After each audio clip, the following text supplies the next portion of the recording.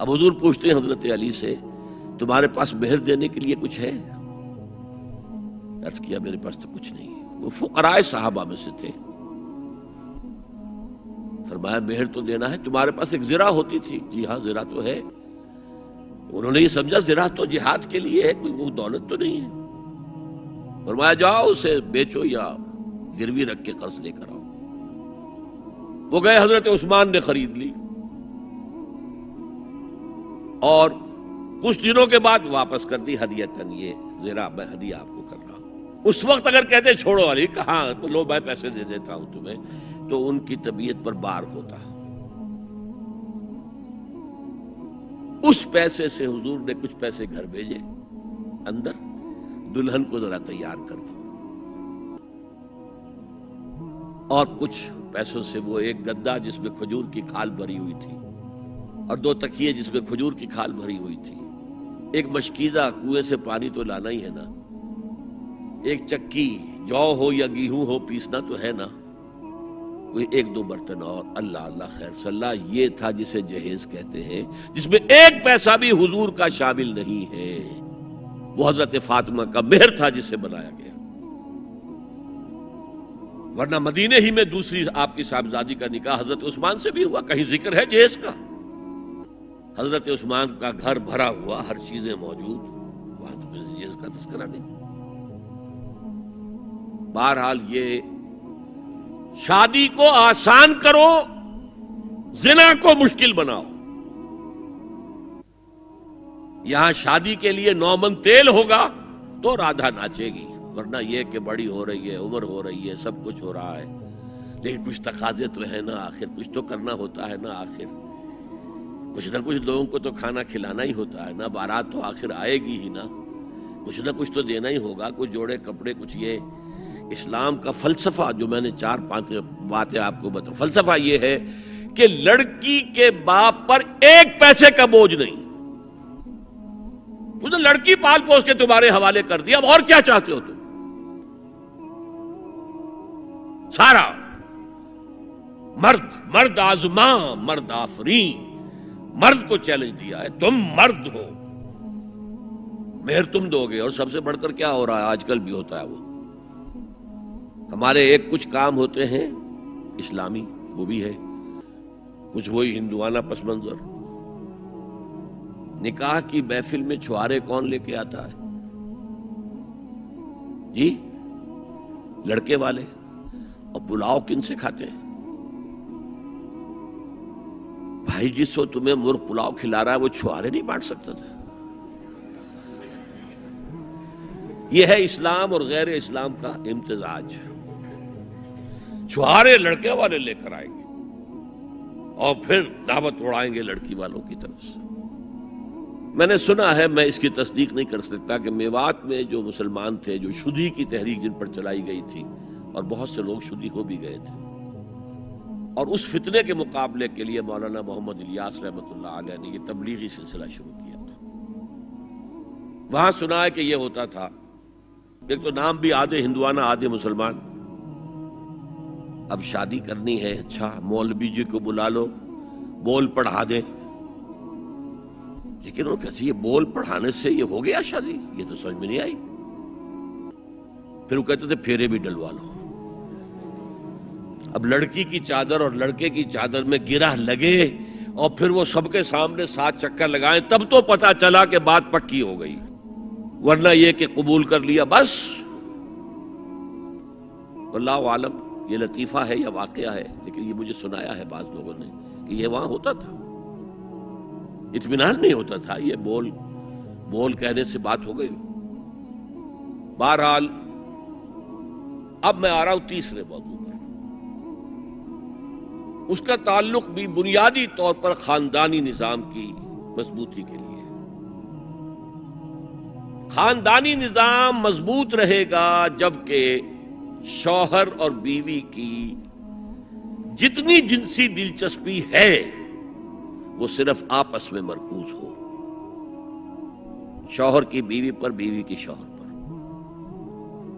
ادھر ادھر نگاہیں جائیں گی، کوئی عورت دیکھی نگاہوں میں کھپ گئی، وہی خواب میں آئے گی، اپنی بیوی کی طرف سے توجہ ہٹ جائے گی، اور یہ چیز وہ بانڈ آف لو جو ہے بٹوین دی اسپاؤسز اس کو کمزور کر دے گا۔ جنسی آوارگی نہ ہو، عورت کو چھپا کر رکھا جائے، وہ مستورات ہمارے ہاں کہلاتی تھی، مستورات۔ پردے کا جو احکام ہے اس جنسی بے راہ روی کو روکنے کے لیے، حسن کہتے ہیں عربی زبان میں قلعے کو، اور جو عورت ان تمام پردوں میں ہے، پردے کہہ رہا ہوں میں، ایک نہیں، اس کو محسنہ کہتے ہیں کہ وہ قلعے کے اندر ہے۔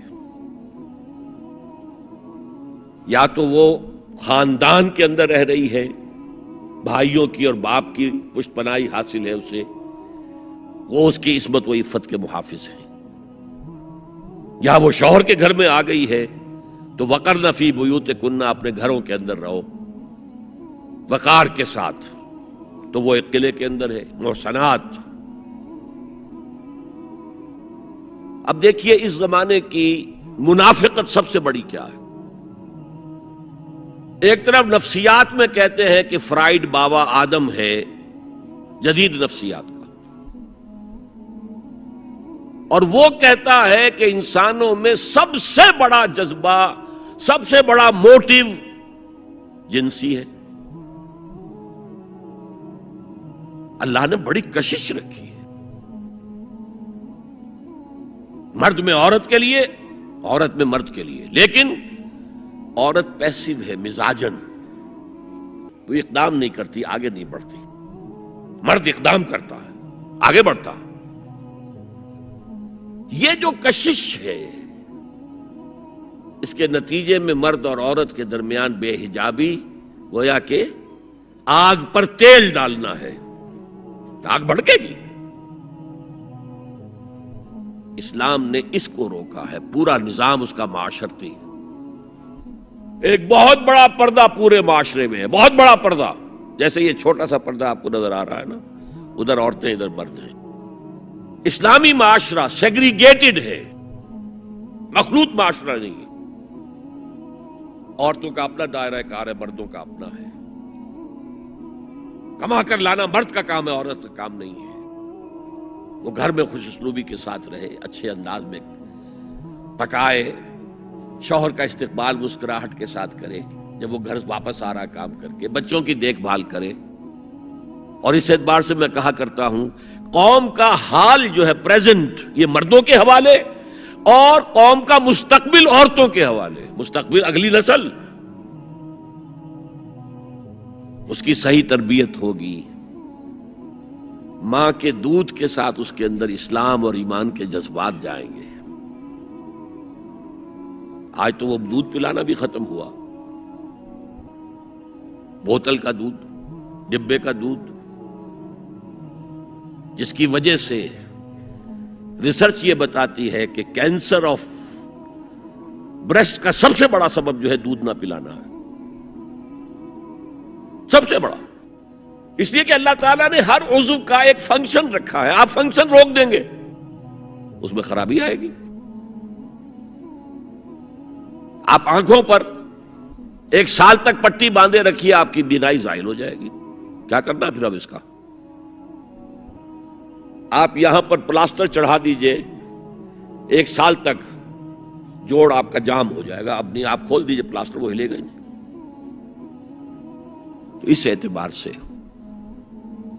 وہ جو اقبال کہتا ہے، مادراں را اسوہ کامل بطول، حضرت فاطمہ زہرا، ماؤں کے لیے کامل اسوہ حضرت فاطمہ رضی اللہ تعالیٰ عنہ، آسیہ گرداں و لب قرآن سرا، وہ چکی پیستی تھی اور زبان سے قرآن پڑھتی جاتی تھی۔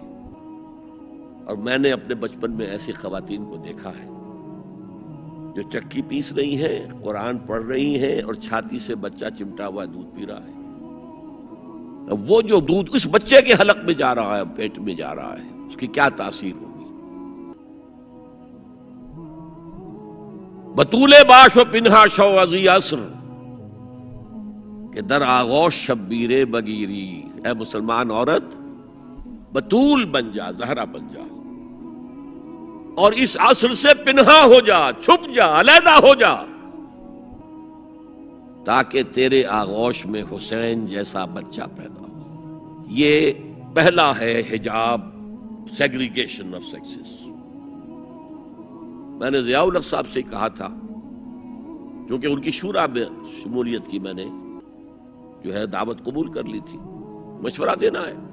میں اپنے مسجد کے ممبر سے بھی مشورے بھی دیتا ہوں، تنقیدیں بھی کرتا ہوں۔ تو جیسے انگریزی کا محاورہ right from the horses mouth, تو right into the horses ears کچھ کہا جا سکے تو اچھی بات ہے۔ میں نے ان سے کہا آپ نے پی آئی اے کو ڈرائی کر دیا، شراب بند کر دی، اچھا کام کیا، بہت عمدہ کیا۔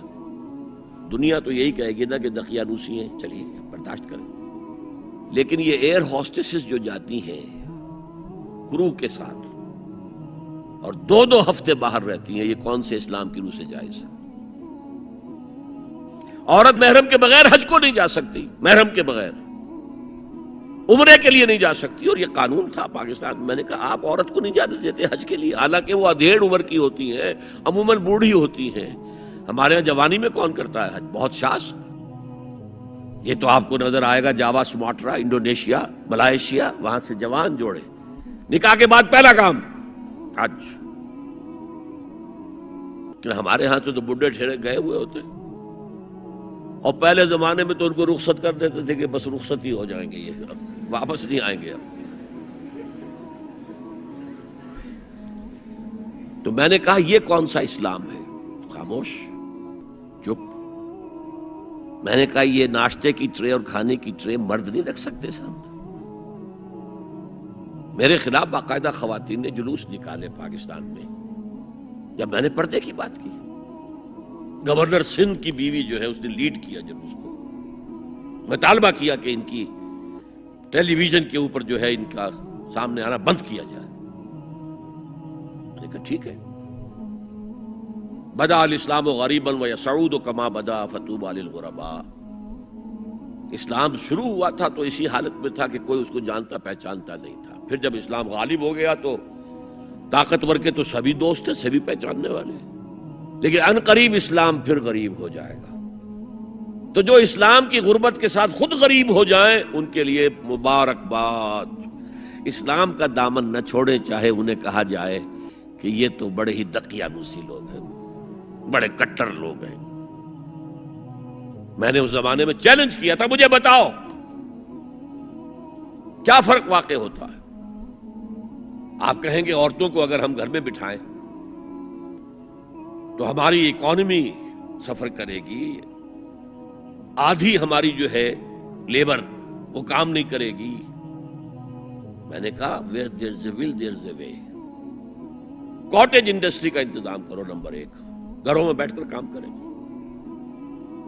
دوسری جنگ عظیم کے دوران ایک بڑا علاقہ تھا دلی میں جس کا ہر گھر کارخانہ بنا ہوا تھا، کرخندار، یہ ایک قوم کا نام پڑ گیا، کرخندار۔ چھوٹی چھوٹی مشینیں لگی، کہیں بٹن بن رہے، کہیں بکسوئے بن رہے، کہیں نکریں سل رہی ہیں، کہیں پینٹیں سل رہی ہیں، کہیں جو ہے کرتے سل رہے ہیں، قمیضیں۔ صبح کے وقت ٹرک آیا، خام مال دے گیا، شام کو آیا، تیار مال لے گیا۔ عورت نہ گھر سے نکلی نہ باہر گئی، کچھ نہیں، اور کام کیا، کما لیا۔ کاٹیج انڈسٹری کا انتظام کرو۔ اسی طریقے سے ایسے یونٹ بناؤ انڈسٹریل جس میں عورتیں کام کریں، عورتیں سپروائز کریں، ورکنگ آورز کم رکھو تاکہ وہ اپنے گھر کا کام بھی کر سکیں۔ کرو۔ عورتوں کے ہسپتال میں عورتیں مرد، عورتیں مریض، عورتیں ڈاکٹر، عورتیں مریض، عورتیں نرسز۔ مردوں کے ہسپتال میں فیمیل نرسز کا کیا کام ہے؟ کیا میل نرسز نہیں ہوتے؟ اور کیا آرمی کے اندر جو فارورڈ یونٹس ہوتے ہیں کہ جو جاتے ہیں محاذ کے اوپر، ان میں کوئی عورت نرس جاتی ہے؟ میل نرسز جاتے ہیں، حالانکہ سب سے زیادہ نرسنگ کی ضرورت وہاں ہوتی ہے۔ کسی کا بازو اڑ گیا ہے، کسی کی ٹانگ اڑ گئی ہے، کسی کے پیٹ میں آ کر کسی بم کا ٹکڑا جو ہے لگایا، تڑیاں باہر نکلی ہوئی ہیں، تو نرسنگ سب سے زیادہ وہاں ضروری ہے۔ وہاں تو فیمیل نرسز نہیں ہوتی، میل ہوتے۔ Segregation, segregation, segregation. یہ آگ اور پانی کا ملاپ درست نہیں ہے۔ تو بڑا سب سے بڑا پردہ تو یہ ہے۔ دوسرا پردہ، دوسرا قلعہ، گھر کی چار دیواری۔ وقرن فی بیوتکن ولا تبرجن تبرج الجاہلیۃ الاولی، قرار پکڑو اپنے گھروں میں، وقار کے ساتھ رہو، ٹھہری رہو اپنے گھروں میں، اور بند سمر کر باہر نہ نکلو جیسے کہ تم جاہلیت کے دور میں نکلتی تھی۔ اس کو ہمارے ماڈرن لوگ کہہ دیتے ہیں یہ تو صرف ازواج مطہرات کے لیے تھا، اس سے بڑی جہالت کوئی نہیں ہو سکتی۔ دیکھیے ایک نقطہ، یہ شاید پہلے کبھی آپ کے ذہن میں نہ آیا ہو، ازواج مطہرات سے خاص کیوں خطاب کیا گیا؟ اس کی وجہ ہے اسی سورہ احزاب میں جس میں یہ مضمون آیا ہے وَقَرْنَ فِي بُيُوتِكُنَّ وَلَا تَبَرَّجْنَ تَبَرُّجَ الْجَاهِلِيَّةِ الْأُولَىٰ، اسی میں آیت آئی ہے لَقَدْ كَانَ لَكُمْ فِي رَسُولِ اللَّهِ أُسْوَةٌ حَسَنَةٌ، مسلمانوں تمہارے لیے اللہ کے رسول کی شخصیت کے اندر ایک نہایت عمدہ نمونہ ہے، اور یہ معجزہ ہے، مردوں کی ہر حیثیت کے لیے اسوہ ہے محمد صلی اللہ علیہ وسلم۔ امام کے لیے آپ کا اسوہ ہے کہ نہیں؟ مسجد نبوی کے امام تھے کہ نہیں؟ مبلغ کے لیے ہے کہ نہیں؟ سب سے بڑا کام تو آپ کا تبلیغی تھا۔ مزکی اور مربی کے لیے ہے کہ نہیں؟ باپ کے لیے ہے یا نہیں؟ شوہر کے لیے ہے یا نہیں؟ سپہ سالار کے لیے ہے یا نہیں؟ قاضی القضات کے لیے ہے یا نہیں؟ مرد کی ہر حیثیت کے لیے اسوہ ہے۔ آخر عورت کی نسوانی زندگی کے لیے تو حضور رسوا نہیں بن سکتے، یہ خلا ہے۔ مرد کے لیے کامل اسوہ، عورت کے لیے بھی اسوہ، لیکن اس کی خاص نسوانی زندگی کے لیے اسوہ نہیں۔ اس خلا کو پر کیا ازواج مطہرات سے۔ لستن کاحد من النساء، اے محمد کی بیوی تم عام عورتوں کے مانند نہیں ہو۔ پھر جو احکام دیے گئے ہیں وہ سب کے لیے ہیں، لیکن اس میں چیریٹی بگنز ایٹ ہوم، گھر سے شروع کرو۔ سب سے پہلے خواتین، حضور کی بیویاں جو ہے وہ مخاطب ہو۔ اور اے مسلمانوں، اگر حضور کی بیویوں سے کوئی چیز مانگنی ہو تو حجاب کے پیچھے سے مانگو، رو در رو مت ہو۔ فَاسْأَلُوهُنَّ مِنْ وَرَاءِ حجاب، یہ دوسرا قلعہ ہو گیا۔ حافظ ناموس زن، مقصد کیا ہے؟ عورت کی عزت، عورت کی عصمت، عورت کی عفت کی حفاظت۔ تیسرا جسے ہم ستر کہتے ہیں، عورت گھر میں بھی ہے، گھر میں ہے، اور وہاں صرف محرم آئیں گے، نامحرم نہیں آئیں گے۔ محرموں کی اتنی لمبی لسٹ دی گئی ہے، اللہ نے کس لیے دی ہے؟ کیا قرآن مجید میں لفاظی ہے؟ ایک ایک لفظ گنجینہ معنی کا طلسم اس کو سمجھیو، جو لفظ کے غالب میرے اشعار میں آوے۔ غالب نے تو تعلیق کی ہے، اللہ کے کلام میں تو یہ بات صحیح ہے نا۔ گھر کے اندر نامحرم نہیں آئے گا۔ گھر میں اگر وہی ایک بیٹی تھی جو آپ نے اپنے داماد کو دے دی ہے اور کوئی اور بیٹی نہیں ہے تو داماد گھر میں آ سکتا ہے ورنہ نہیں آ سکتا۔ سالی سے اس کا پردہ ہے، دیور سے بھابھی کا پردہ ہے، چچازاد بھائی بہنوں کا پردہ ہے۔ چچا سے پردہ نہیں ہے، ماموں سے پردہ نہیں ہے، چچازاد پردہ ہے، ماموں زاد پردہ ہے، خالہ زاد پردہ ہے، پھوپھی زاد پردہ ہے۔ یہ سارے احکام کس لیے دیے گئے؟ گھر کے اندر بھی ستر اور نگاہیں نیچی۔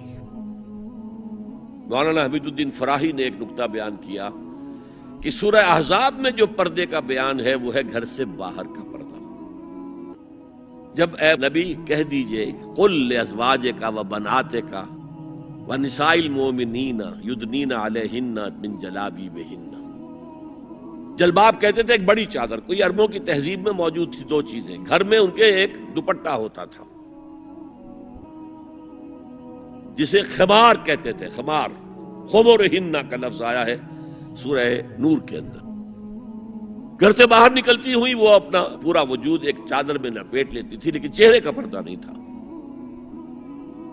اب فرمایا گیا اے نبی اپنی بیویوں سے اور اپنی بیٹیوں سے اور اہل ایمان کی بیویوں سے، اب بات آگے بڑھ رہی ہے، اہل ایمان کی بیویاں شامل ہو گئی، اس لیے کہ تو ساری بات ہی ازواج مطہرات سے جو ہو رہی ہے، اس لیے ہو رہی ہے کہ وہ اسوہ بنے مسلمان خواتین کے لیے۔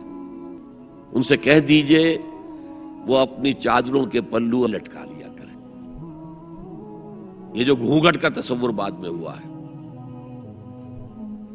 یہ ہے تیسرا پردہ، سطر کی حد تک ہے سطر آپ نے، اور اس میں بھی کیسے کیسے احکام دیے گئے۔ لباس وہ پہنو جو ڈھیلا ہو، تنگ نہ ہو، ٹائٹ نہ ہو، جو جسم کے نشیب و فراز کو واضح کر رہے ہیں، اتنا باریک نہ ہو کہ جسم جھلک رہا اس میں سے۔ اور اس پر اضافہ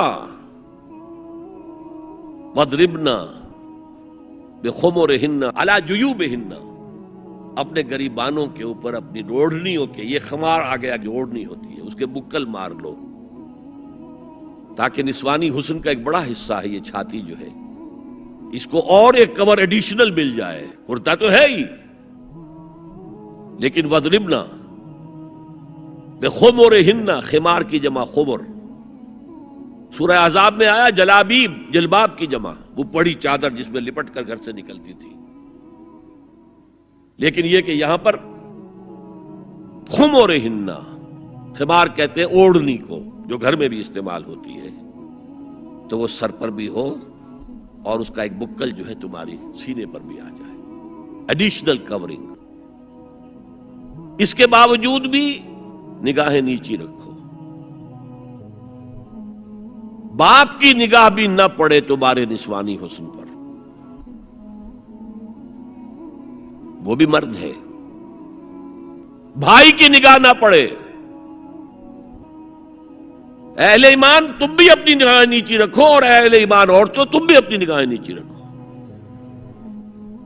اور آج انسیسٹ جو ہے، باپ کا بیٹی سے ملوث ہو جانا اور بیٹے سے ماں کا ملوث ہو جانا، اور بہنوں اور بھائیوں کے درمیان، یہ اس قدر پھیل چکا ہے امریکہ کے اندر۔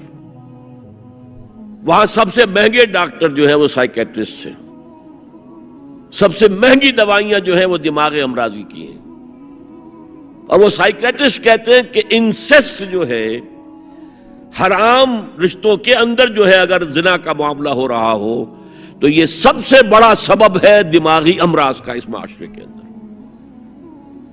فطرت کے خلاف جو کام ہوتا ہے، طبیعت یہ بات تو کرتی ہے نا، شوق تو ہوتا ہے، پھر دماغی توازن کھو بیٹھتے ہیں۔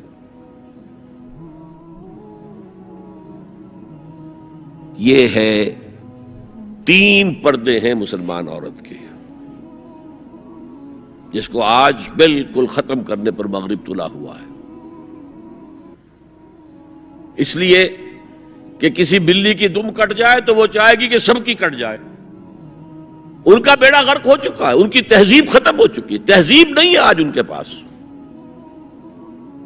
خاندانی نظام ختم ہو چکا ہے۔ بوڑھے والدین کو لے جا کے اولڈ ہاؤسز کے اندر پھینک دیا، اور وہ سال سال بھر ترستے رہتے ہیں، کوئی نہ بیٹا آتا ہے نہ بیٹی آتی ملنے۔ بس ٹھیک ہے نا، ہم نے فریج دے رکھا ہے، سب کچھ سامان وہاں پہ ہوتا ہے، ٹیلی ویژن دے رکھا ہے، اپنا وقت گزاریں، اپنے بیٹوں بیٹیوں کو دیکھنا نصیب نہیں ہے۔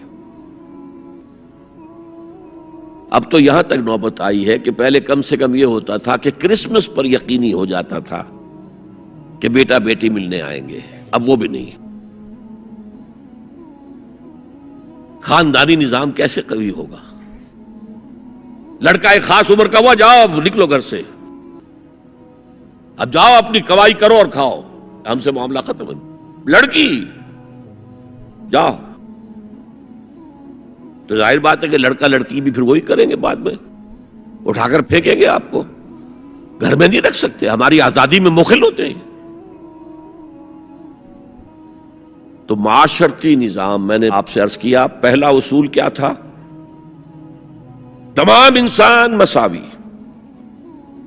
اور اس پر گواہی میں نے کس کی دی؟ شاتم رسول ایچ جی ویلز کی۔ اس میں ایک وضاحت رہ گئی تھی، جو تازہ ایڈیشن اب مارکیٹ میں ہے اس میں سے یہ پیسج نکال دیا گیا ہے جو میں نے آپ کو سنایا۔ جو نئے ایڈیٹرز ہیں ان کے حلق سے یہ کڑوی گولی نہیں اتری کہ ایچ جی ویلز کا یہ جملہ بھی شامل رہنے دیا جائے، نکال دیا گیا۔ تو ایسا نہ ہو کہیں آپ جدید کوئی ایڈیشن دیکھیں اور اس میں تلاش کریں، نہ ملے تو آپ سمجھے کہ میں نے کوئی غلط بات آپ سے کہی ہے۔ لائبریریوں میں پرانے ایڈیشن مل جائیں گے، جائیے اور دیکھیے، a concise history of the world میں جو حضور کا چیپٹر ہے کھول کر پڑھیے، آپ کو مل جائے گا جملہ۔ Although the sermons of human equality, fraternity and freedom were said before also, and we find a lot of such sermons in Jesus of Nazareth, but it must be accepted that it was Muhammad sallallahu alaihi wasallam who for the first time in human history established a society based on these principles.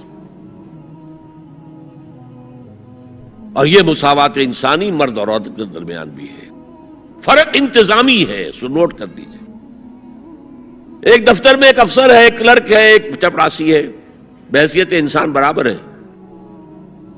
اس انتظامی structure میں تو برابر نہیں ہے۔ Officers کے اختیارات کیا ہیں، چپراسی کے کیا ہیں، کلرک کے کیا ہیں، حالانکہ ایز سٹیزنز آف اسٹیٹ برابر ہے، ایک ووٹ اس کا، ایک ووٹ اس کا ہے۔ کیا آفیسر کے 4 ووٹ ہیں؟ چپراسی کا 1 ہے؟ نہیں، 1 ووٹ برابر ہے۔ As citizens of the state they are equal, لیکن جہاں کام کر رہے ہیں وہاں تو ایکول نہیں ہے۔ یہ فرق ہے کہ جس کو دنیا ایکسپلائٹ کر رہی ہے، حالانکہ اس سے زیادہ لاجیکل بات اور کوئی نہیں ہو سکتی۔ ایک خاندان کا ایک سربراہ، کسی انسٹیٹیوشن کا ایک ہی سربراہ ہوگا، وزیر 10 رکھ لے، پرائم منسٹر تو 2 نہیں ہو سکتے، پرائم منسٹر 1 ہوگا، نائب صدر 10 رکھ لے، صدر تو 1 ہی ہوگا۔ انتظامی ہے، یہ نہیں ہے کہ عورت گھٹیا ہے، نہیں، مرد اور عورت مساوی ہے۔ آج میں آپ کو بتاتا ہوں کہ کتنی بڑی سازش اس وقت اس نظام کے خلاف ہو رہی ہے۔ دجالی فتنہ جو ہے، دجال اکبر جب آئے گا، ابھی میں اس کی بات نہیں کر رہا ہوں، ایک علیحدہ ایشو ہو جائے گا۔ دجالی فتنہ آ چکا ہے۔ جیسے حضور نے ایک مرتبہ رمضان مبارک کی آمد سے قبل شعبان کے آخری دن خطبہ دیا۔ خطبہ کیا تھا؟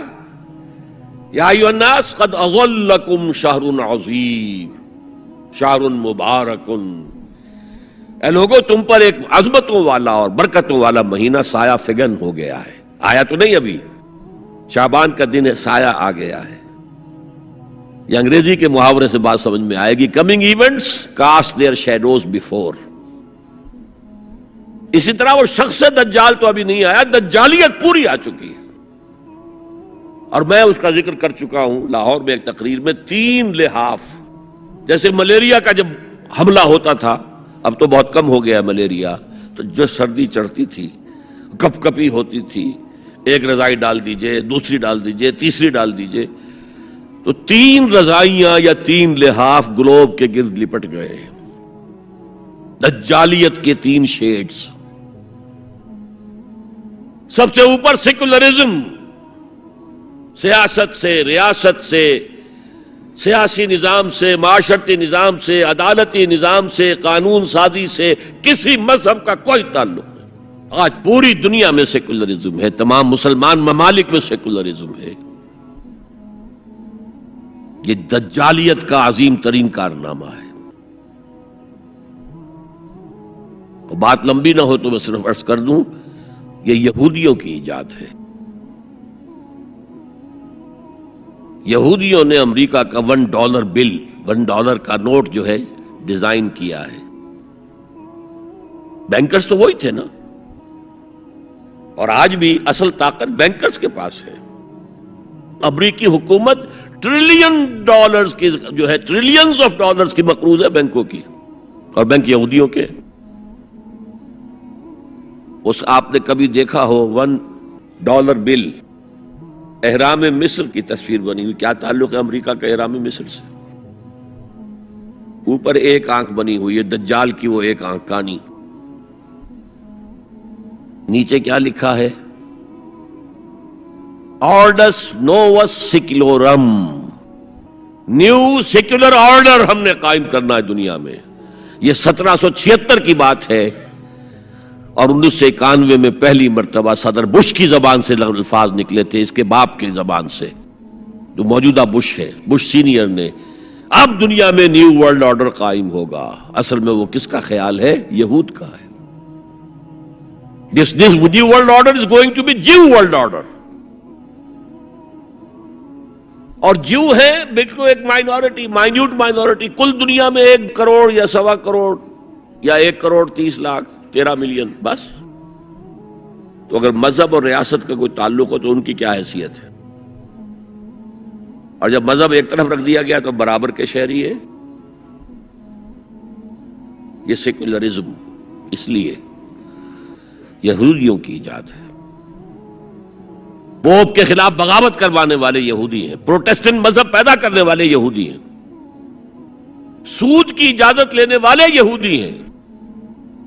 ورنہ جب تک پوپ کا اقتدار تھا یورپ میں، ہر طرح کا سود حرام تھا، یوزری بھی اور کمرشل انٹرسٹ بھی، دونوں حرام تھے۔ یہ لیا گیا ہے اجازت کیلوین کے ذریعے سے کتاب لکھوا کر، اور انگلستان نے پہلا ملک جو ہے جس نے بغاوت کی پوپ کے خلاف، وہ انگلستان تھا۔ چرچ آف انگلینڈ علیحدہ ہو گیا، پوپ سے اس کا کوئی تعلق نہیں، پروٹسٹنٹ ملک بن گیا۔ پہلا بینک آف انگلینڈ پہلا ہے جو قائم ہوا ہے۔ اور شاید میں نے آپ کو بتایا تھا کہ علامہ اقبال 1905 سے 1908 3 برس صرف رہے ہیں انگلستان میں اور جرمنی میں، اور اپنی ڈاکٹریٹ بھی کر رہے تھے اور بیرسٹریٹ اطلاع بھی ہو رہا تھا، لیکن ساتھ ہی ان کا مشاہدہ اتنا گہرا تھا کہ انہوں نے دیکھ لیا تھا کہ فرنگ کی رگے جاں پنجے یہود میں ہے۔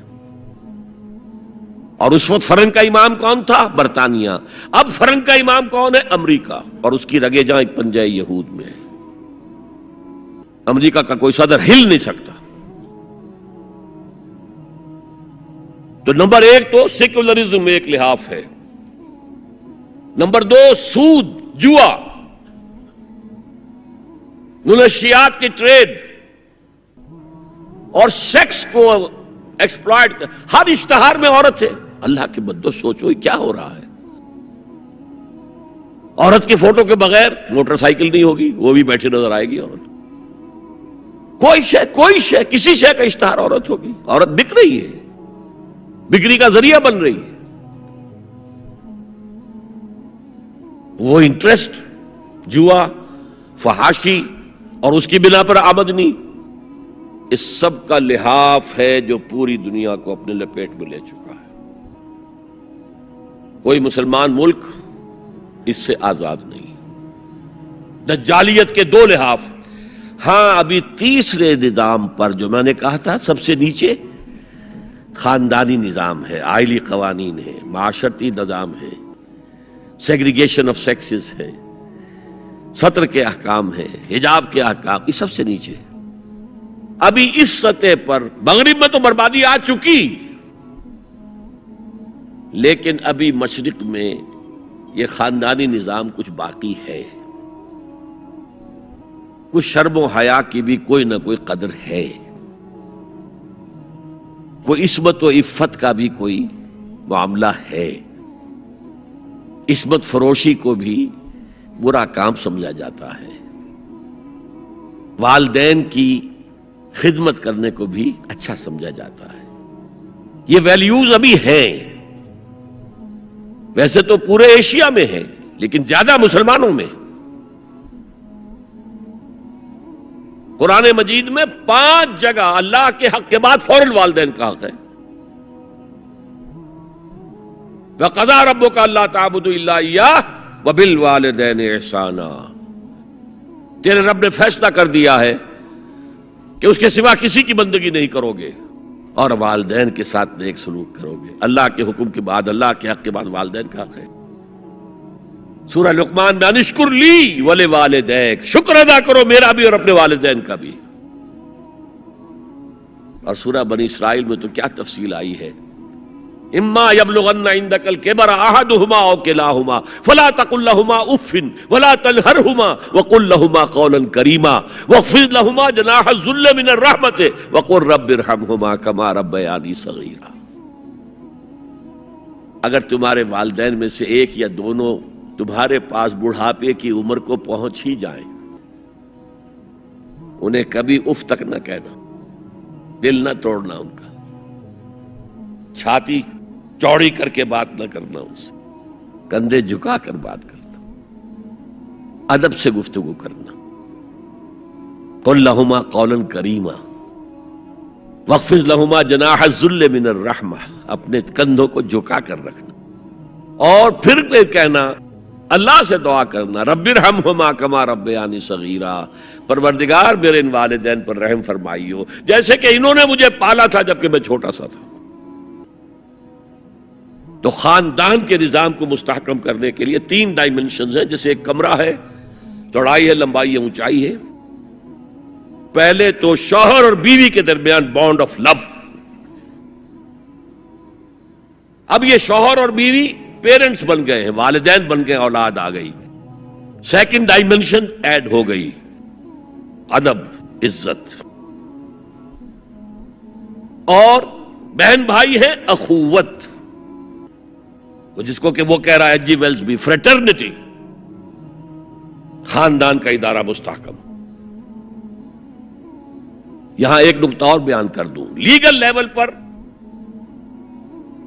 بیوی کے حقوق کم ہیں، شوہر کے زیادہ ہیں، الرجال قوامون علی النساء، سیدھی سیدھی بات ہے، اور ہمیں ڈٹ کر کہنا چاہیے، یہ اس سے زیادہ معقول بات کوئی نہیں ہے۔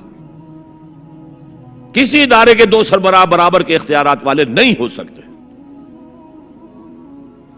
لیکن اخلاقی طور پر جو ماں کا حصہ ہے،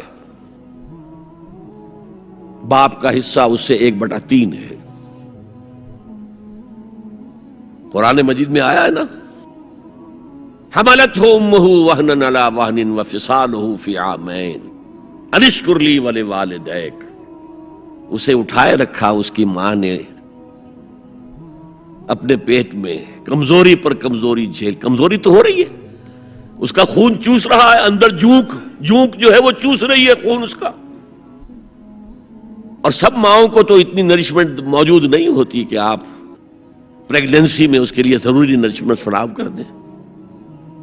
وہنن علی وہن، کمزوری پر کمزوری جھیل کر بھی اپنے پیٹ میں اٹھائے رکھا، وفصالہ فی عامین، اور پھر دودھ چھڑانا ہوا 2 سالوں میں، وہ جونک جو ہے وہ پھر اس کی چھاتیوں سے چمٹ گئی، لہذا اس کا حق 3 گنا زیادہ ہے باپ سے۔ ایک صحابی حضور سے پوچھتے ہیں، حضور میرے حسن سلوک کا اولین مستحق کون ہے؟ فرمایا تمہاری والدہ۔ پھر پوچھا ان کے بعد کون؟ پھر کہا تمہاری والدہ۔ پھر پوچھا ان کے بعد کون؟ پھر کہا تمہاری والدہ۔ پھر پوچھا ان کے بعد کون؟ تو کہا تمہارے والد۔ 3 درجے، اور یہ جو فرمایا الجنت تحت اقدام الامہات، جنت تو ماؤں کے قدموں تلے ہے، یہ باپ کے بارے میں تو نہیں فرمایا۔ یہ ہے ایکویشن، بیلنس۔ اسلام قسط کی بات کرتا ہے، انصاف کی بات نہیں کرتا۔ انصاف تو یہ کہ آدھی روٹی ادھر دے دو، آدھی ادھر دے دو، انصاف ہے، یہ اچھی چیز ہے۔ یہ قسط یہ ہے کہ بوجھ اٹھانا ہے تو جو زیادہ قوی ہے اس کو زیادہ بوجھ دو اٹھائے، اور جو کمزور ہے اسے کم بوجھ دو، یہ قسط ہے۔ تو اسلام نے عورتوں پر ذمہ داریاں کم رکھی، ان کے اختیارات کم رکھے، لیکن اولاد پر حق ماں کا 3 درجے فائق رکھا، اور اس سے وہ خاندان کا ادارہ جو ہے مستحکم ہوتا ہے۔ تو آج کیا سازش چل رہی ہے؟ ویسٹ تلا ہوا ہے ایسٹ کے اندر بھی خاندانی نظام کو ختم کرنے پر۔ پہلے ایک کانفرنس ہوئی تھی، عالمی کانفرنس، ویمن لب، ویمن فریڈم کی کانفرنس، کائرو میں، قاہرہ میں، پھر ہوئی بیجنگ میں، بیجنگ، کائرو، اور پھر بیجنگ +5 کانفرنس، بیجنگ کانفرنس کے 5 سال بعد یونائٹڈ نیشنز جنرل اسمبلی کے تحت ہوئی، اور ان سب کا مقصد کیا ہے؟ پروسٹیٹیوشن کو ایک باعزت پیشہ سمجھا جائے، یہ بھی محنت ہے نا. ایک مزدور اپنی جسمانی مسکولر طاقت استعمال کر رہا ہے, ویج لے رہا ہے. ایک عورت اپنے جن سے اس کو استعمال کر رہی ہے, لے رہی ہے. اب اس کا نام پتہ کیا رکھا گیا؟ Sex worker. سیکس ورکرز بالکل برابر ہوں گے, باعزت ہوں گے, ان کی کوئی آپ یہ نہیں کہہ سکتے کہ غلط کام کر رہے. ہومو سیکسولیٹی کو بھی ایک نارمل ایٹیٹیوڈ قرار دیا جائے, یہ اب نارمل نہیں ہے. آپ کو معلوم ہے امریکہ میں, سویڈن میں تو بہت پہلے سے تھا, برطانیہ میں تھا, ہومو سیکسول میرجز, 2 مردوں کی شادیاں ہو رہی ہیں, ان میں سے ایک شوہر ہے اور ایک بیوی ہے, اور رجسٹر ہو رہی ہے شادی, رجسٹر. اب امریکہ میں بھی شروع ہو چکی ہے, کئی سٹیٹس میں, کیلیفورنیا سے شروع ہوئی ہے. جو ہالی ووڈ اس کا گھر ہے. نمبر 3, طلاق اور وراثت میں مرد اور عورت برابر ہونے چاہیے. جب عورت چاہے طلاق دے دے. یہ نقشہ ہے جس کا نام پتہ کیا رکھا ہے؟ Social engineering programme of the United Nations Organization. یہ نیو انجینئرنگ ہے معاشرے کو, جیسے کہ کہا رومی نے, گفت رومی ہر بنائے کوہنا کا باداں کنن, تو نہ دانی اولا تعمیر را ویراں کنن. رومی نے کہا کہ جب بھی کبھی کوئی نئی تعمیر کرنی ہو تو پچھلی تعمیر کو گرانا پڑتا ہے. یہ نئی سوسائٹی کی انجینئرنگ کیسے ہوگی جب تک کہ پرانی سوسائٹی ختم نہ ہو؟ عظیم فتنہ ہے یہ social engineering programme of the United Nations Organizations General Assembly. یہ دجالی فتنے کی وہ سب سے نچلی سطح ہے جو ابھی عالم اسلام کے اوپر پوری طرح نہیں آئی. اگرچہ عالم اسلام کی ایلیٹ اکثر و بیشتر اس رنگ پہ جا چکی ہے, مغربی ویلیوز اور مغربی تہذیب کے اثرات آ چکے ہیں, لیکن ابھی نچلی سطحوں پر درمیانی طبقوں میں کچھ نہ کچھ مشرقی اقدار ہیں, کچھ شرم و حیا کی قدر و قیمت ہے, عصمت و عفت کی کوئی قدر و قیمت ہے. اور اصل میں یہ یہودی پروگرام ہے, تمام انسانوں کو حیوان بنا دو, اور حیوانوں کو ایکسپلائٹ کرنا ہمارا حق ہے. انہوں نے جو نام دے رکھا ہے پوری دنیا کو, گوئمز اینڈ جینٹائلز. یہ جو ان کی کتاب تالمود ہے, یہ تورات کی باتیں نہیں جو میں بتا رہا ہوں, ان کی تالمود جو کہ فقہ کی کتاب سمجھ لیجیے, اس میں لکھا ہے کہ جب سوائے ہمارے فل ہیومن بینگ صرف ہم ہیں, باقی سب یہ حیوان ہیں انسانی شکل میں. اور حیوان کو استعمال کرنا انسان کا حق ہے. گھوڑے کو تانگے میں جوتیں گے بگی میں, ہمارا حق ہے. بیل کو آپ جوت دیں گے ہل میں, حق ہے. اسی طرح انسانوں کو ایکسپلائٹ کرنا ہمارا حق ہے. البتہ جیسے گھوڑے کو بھی کچھ دانہ ڈالیں گے شام کو تو اگلے روز استعمال کریں گے نا اسے, تو کچھ نہ کچھ انہیں بھی دینا چاہیے. تمام دنیا مزدور بن جائے, انسانی اخلاقیات ختم ہو جائیں اور یہ حیوانوں کی طرح کام کریں. البتہ اس میں سے ہم کچھ ان کو بھی دیں گے, باقی ملائی ہم کھسیٹ لیں گے اپنے بینکنگ کے نظام کے تحت. وہ حکومت اپنی پوری دنیا پر نہیں چاہتے. اصل میں یہ بات آئی گئی ہے تو عرض کر دوں, وہ کولونیلزم ختم ہو چکا ہے کہ انگریز یہاں آیا تھا اور ڈچ کہیں پہنچ گئے تھے, انڈونیشیا, سماٹرا, جاوا, اور کہیں فرانسیسی آ گئے تھے شام پر اس کا, اور الجزائر پر اس کا قبضہ تھا. یہ تھا ڈائریکٹ کولونیلزم. اب اس میں ہوتا کیا تھا, وقتاً فوقتاً بغاوتیں اٹھتی تھیں, لوگ مارتے تھے ان کو, یہ ان کو مارتے تھے. انہوں نے کہا یہ بستر تو لپیٹ دو, ایک نیا کولونیلزم شروع کر دو. ورلڈ بینک 1950 میں قائم ہو گئے. ہمیں آم کھانے ہیں, پیڑ گرنے سے کیا فائدہ؟ براہ راست حکومت کریں گے تو ریزنٹمنٹ ہوگی, وہ ہمیں ماریں گے, ہمیں بہت خرچ کرنا پڑے گا انہیں دبانے کے اوپر. کیا ضرورت ہے؟ پوری دنیا کو ایک گلوبل इकोनॉमी के शिकंजे में ले आओ, world bank and IMF, international monetary fund, उनके शिकंजे में कस लो। बस सब काम करें और वो भी खाएं, कुछ खाएं तभी तो अगले रोज काम कर सकेंगे। लेकिन ये कि हम खींच लेंगे वो जो सोने की चिड़िया थी, अगर हम ऐसे ही सोना खींच लें अपने घरों में बैठे हुए, तो हमें क्या जरूरत है वहां जाएं और उनको मारें और वो हमें मारें। ये है यहूद का सोच। हाँ, ग्रेटर इजराइल वो बनाना चाहते हैं, और एक ही सबब है इराक पर हमले का, एक ही सबब है। It's the beginning of coming into existence of greater Israel.